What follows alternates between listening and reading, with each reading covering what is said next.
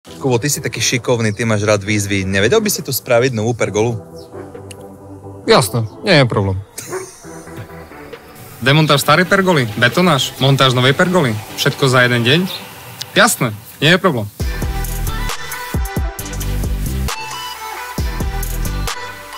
Dobré ránko, je krátko pred 3:00 a dnes vyrážame na špeciálnu montáž.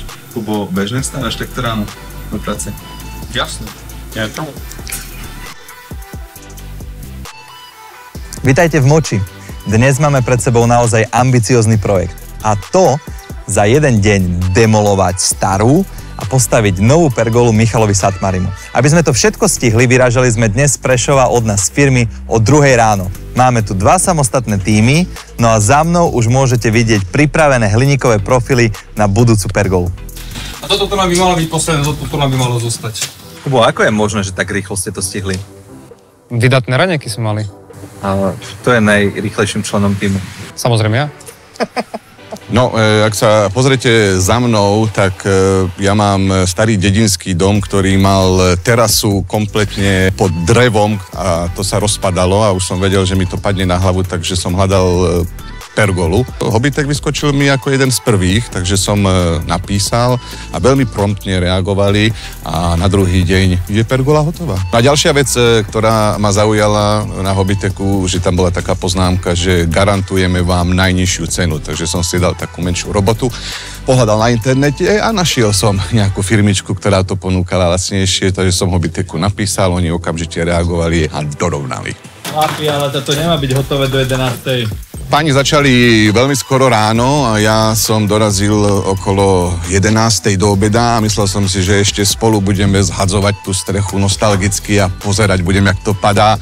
A prišiel som sem a už to bolo dávno preč.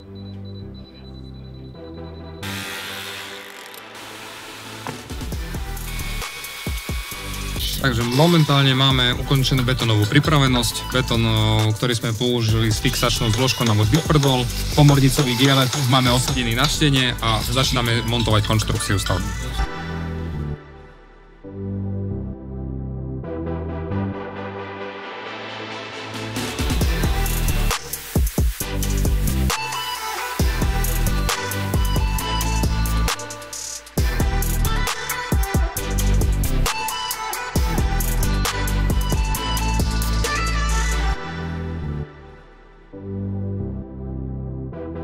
Ten pocit je fantastický.